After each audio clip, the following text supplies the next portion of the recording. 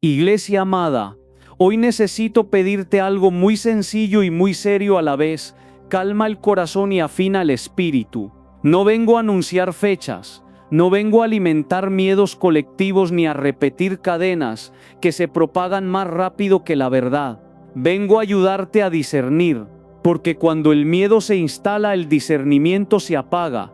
Y cuando el discernimiento se apaga, la fe comienza a confundirse con superstición. En los últimos días muchos corazones han sido sacudidos por mensajes alarmantes, anuncios urgentes, advertencias que hablan de plazos cerrados, de horas contadas, de peligros inminentes. Algunos hablan de oscuridad, otros de colapsos, otros de amenazas invisibles. Y yo entiendo la inquietud, porque el ser humano siempre ha temido a lo que no controla, pero como pastor, no puedo permitir que el pueblo de Dios viva reaccionando al pánico del mundo. Nuestra fe no se construye sobre rumores, sino sobre la palabra. No se sostiene en audios virales, sino en una promesa firme.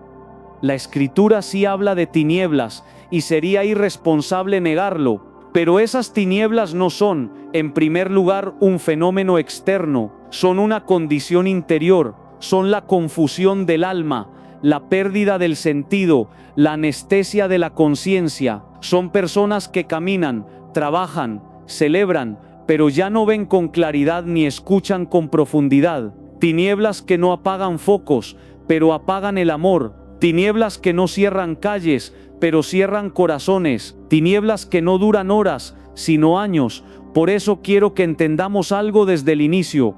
Cuando la Biblia habla de oscuridad, casi nunca está invitando al miedo, sino a la vigilancia. No es una llamada al encierro paranoico, sino a la lucidez espiritual. El problema no es que falte luz afuera, el verdadero riesgo es vivir sin luz por dentro. Porque hay personas que tienen electricidad, tecnología y comodidades, pero han perdido la capacidad de discernir el bien del mal, la verdad de la mentira, lo esencial de lo accesorio. Vivimos tiempos de saturación, no de silencio. Hay demasiadas voces hablando al mismo tiempo, opiniones, predicciones, amenazas, promesas. Y en medio de ese ruido, muchos creyentes se han dejado arrastrar por la ansiedad colectiva, se preparan para escenarios extremos, pero descuidan el altar cotidiano, se inquietan por lo que podría pasar mañana, pero no revisan cómo están viviendo hoy, y ahí comienza el verdadero desorden.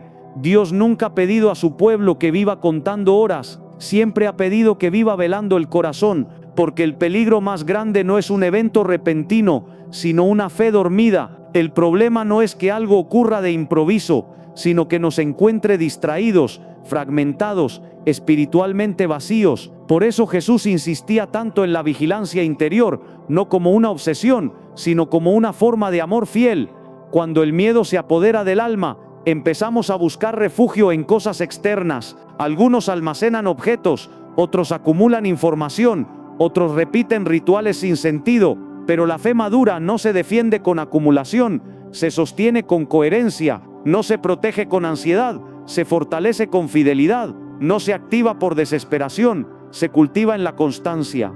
Aquí quiero ser muy claro y muy pastoral. Dios no gobierna desde el pánico, el Espíritu Santo no habla desde la histeria. Cuando algo viene de Dios, aunque confronte, aunque llame a conversión, trae claridad, no confusión, trae sobriedad, no agitación, trae una paz exigente, no una tranquilidad superficial. Por eso, cuando un mensaje solo produce miedo, urgencia desordenada y presión emocional, es legítimo preguntarse desde qué espíritu está siendo pronunciado. No estamos llamados a negar la gravedad de los tiempos, pero tampoco a exagerarla. Estamos llamados a leerlos con sabiduría. Y la sabiduría bíblica no consiste en adivinar el futuro, sino en vivir el presente con rectitud, porque el que vive bien hoy, no teme al mañana. El que camina en la luz, no se pierde aunque la noche sea larga. Tal vez lo que muchos interpretan como una amenaza inminente sea, en realidad, una llamada urgente a despertar, no a huir, sino a ordenar, no a encerrarse, sino a consagrar, no a temer, sino a volver al centro. Porque cuando el corazón vuelve a Dios, todo empieza a ubicarse en su justa medida. en esta primera parte quiero que te quedes con esto. No todo lo que genera alarma es una señal, y no toda señal viene acompañada de ruido. A veces lo más serio ocurre en silencio, a veces lo más decisivo no se anuncia con estruendo, y muchas veces Dios permite que el mundo se agite para que su pueblo aprenda, de una vez por todas, a permanecer firme sin depender de las circunstancias. Respira, no estás tarde, no estás fuera, no estás desprotegido. Si estás escuchando esto, es porque aún hay luz para discernir, tiempo para ordenar y gracia para volver al centro. En lo que sigue, vamos a profundizar en qué significa verdaderamente proteger la casa, no desde el miedo, sino desde la fidelidad, porque hay una protección que no se compra, no se improvisa y no se delega, se vive. Ahora bien, iglesia, si ya entendimos que el enemigo usa el pánico para nublar el discernimiento, tenemos que dar el siguiente paso, entender por dónde entra realmente la oscuridad.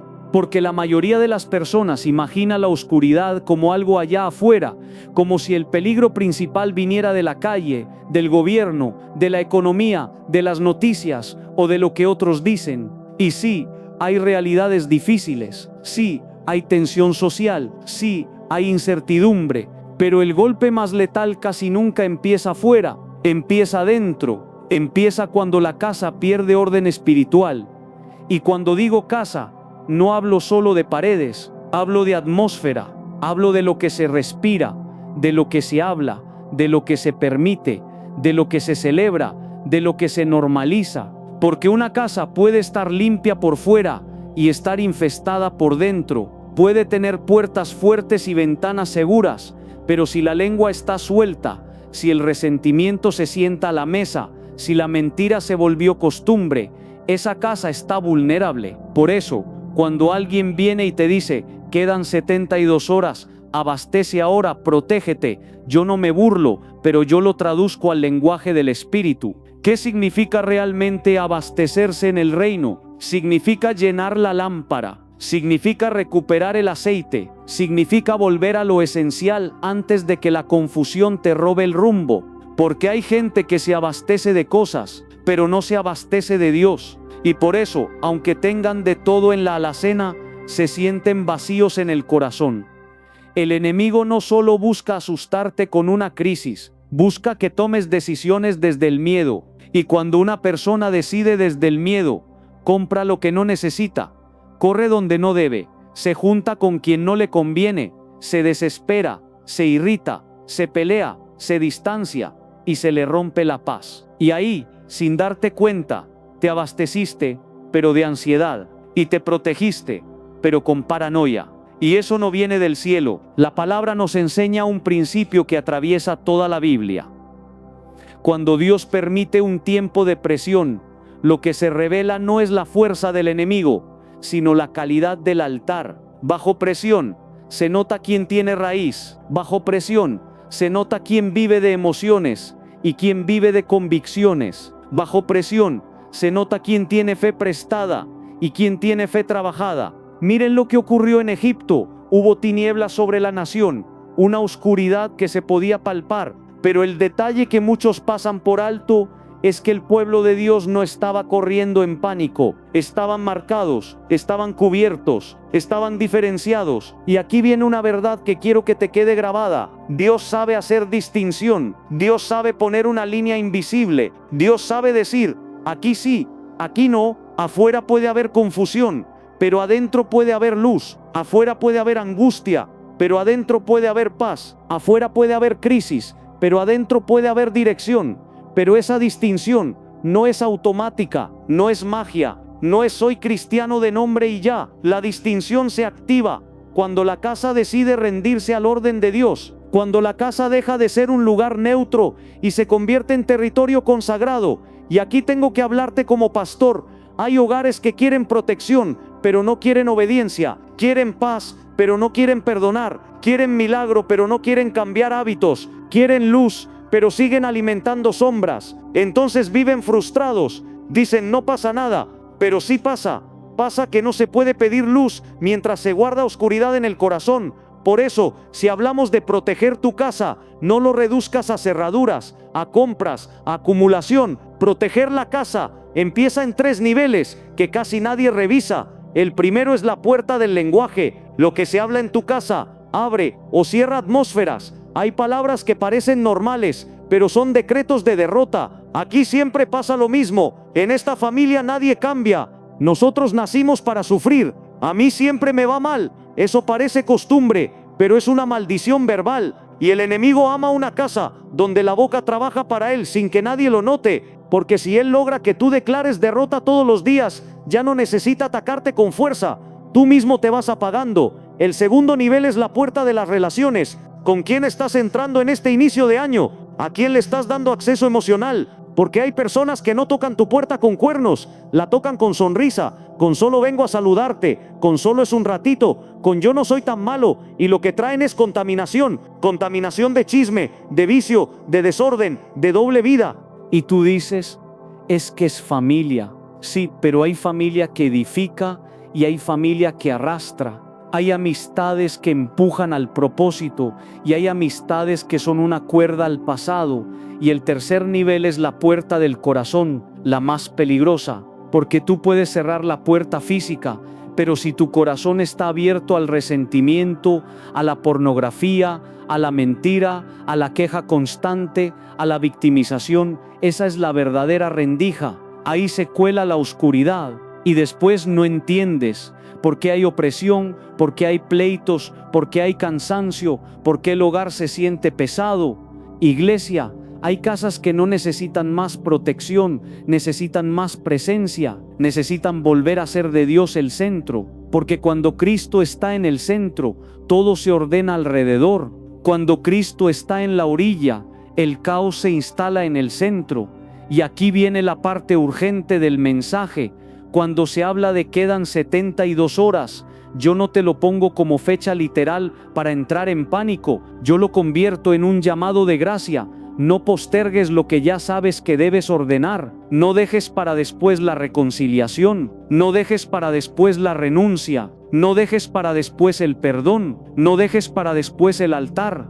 Porque hay gente que dice después oro y después se enferma. Después llamo a mi mamá y después ya no está. Después arreglo con mi esposo y después la casa se rompe. El enemigo ama el después porque el después es la forma elegante de la desobediencia. Entonces hoy, en lugar de correr a abastecerte de cosas, abastece tu espíritu, abastece tu casa de palabra, abastece tu mente de verdad, abastece tu sala de oración, abastece tu boca de bendición, abastece tu vida de coherencia, porque la protección más fuerte no es lo que guardas en un armario, es lo que sostienes en el corazón.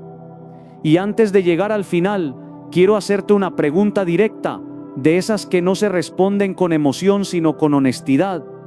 ¿Qué puerta has dejado entreabierta en tu casa? ¿La puerta del enojo? ¿La del chisme? ¿La del vicio? ¿La de la queja? ¿La del resentimiento? ¿La del desorden espiritual? Escríbelo ahí abajo, si te atreves, como acto de humildad. Y escribe también tu país, porque yo voy a orar por cada casa representada, para que Dios establezca esa distinción de luz en medio de cualquier oscuridad.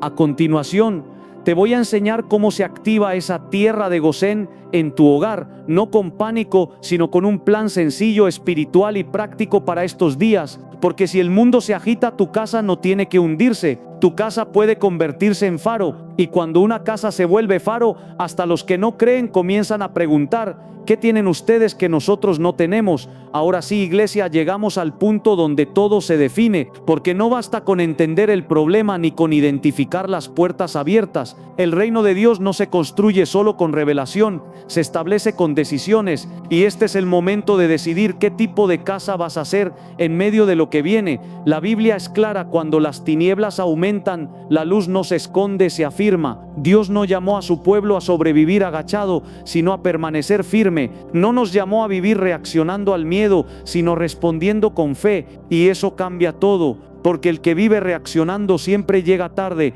el que vive con discernimiento se adelanta. Por eso quiero que entiendas algo con absoluta claridad.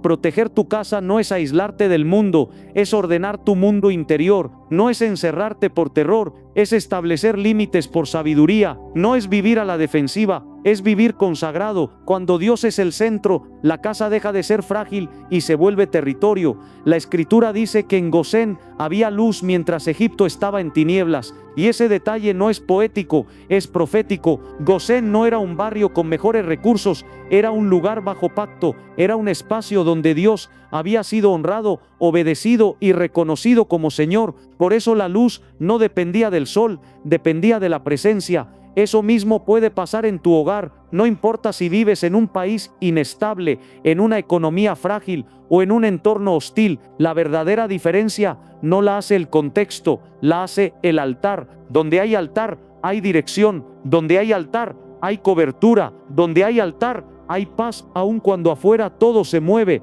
Pero déjame decirte algo con amor y con firmeza pastoral. No hay Gosén sin renuncia, no hay luz sin limpieza, no hay cobertura sin obediencia. Hay personas que quieren que Dios proteja su casa, pero no quieren que Dios gobierne su casa, y eso no funciona. Dios no es un amuleto que se usa en emergencia, es un rey que se honra todos los días. Entonces, ¿qué haces ahora de forma práctica y real? Primero, establece un acuerdo espiritual en tu casa, no un ritual extraño, no algo complicado. Algo sencillo y verdadero. Decide que en tu hogar no se normaliza la violencia verbal, no se celebra el pecado, no se alimenta el miedo, no se glorifica la queja. Decide que tu casa será un lugar donde se habla con respeto, se ora con honestidad y se corrige con amor. Eso ya es una muralla espiritual. Segundo, ordena el lenguaje, porque no puedes decir Dios me protege y al mismo tiempo declarar todos los días que todo va a salir mal. La fe no es negar la realidad, es hablar desde la promesa. Cambia frases, cambia decretos, cambia conversaciones, no porque seas ingenuo, sino porque eres consciente del poder de la palabra. Tercero, recupera el altar, aunque sea pequeño. No necesitas predicar 1 hora, ni convertir tu sala en un templo. Basta con un momento diario, breve pero real, una oración sincera, un salmo leído en voz alta, un silencio ofrecido a Dios. Eso es aceite para la lámpara, eso es abastecerse de lo que sí sostiene. Y ahora escucha esto con atención, porque aquí cerramos el mensaje. El enemigo quiere que vivas esperando una catástrofe para paralizarte. Dios quiere que vivas preparado para no perder la paz. El miedo te encierra. La fe te afirma, el miedo te hace acumular, la fe te hace confiar, el miedo te aísla, la fe te ordena. Si vienen días difíciles, tu casa puede estar firme. Si hay confusión, tu casa puede tener claridad. Si hay ruido, tu casa puede tener silencio sano. Si hay oscuridad, tu casa puede tener luz, no porque seas especial, sino porque decidiste vivir bajo gobierno. Y quiero terminar con esta verdad sencilla pero poderosa. Dios no te está llamando a sobrevivir estos tiempos, te está llamando a ser testigo en medio de ellos. Cuando otros se desesperen, tú permanecerás. Cuando otros corran, tú discernirás. Cuando otros se hundan en miedo, tú caminarás en paz. Por eso, si algo debes hacer hoy, no es correr a abastecerte de cosas, es abastecerte de Dios. No es cerrar tu casa por temor, es abrir tu corazón con humildad. No es compartir rumores, es compartir esperanza. Y si tú decides hoy decir, yo y mi casa serviremos al Señor, esa decisión no es simbólica, es una línea trazada en el mundo espiritual. Y donde Dios traza una línea, el enemigo no cruza. Que tu casa sea Gosén, que tu corazón sea altar, que tu vida sea luz. No temas, permanece. Dios sigue en control.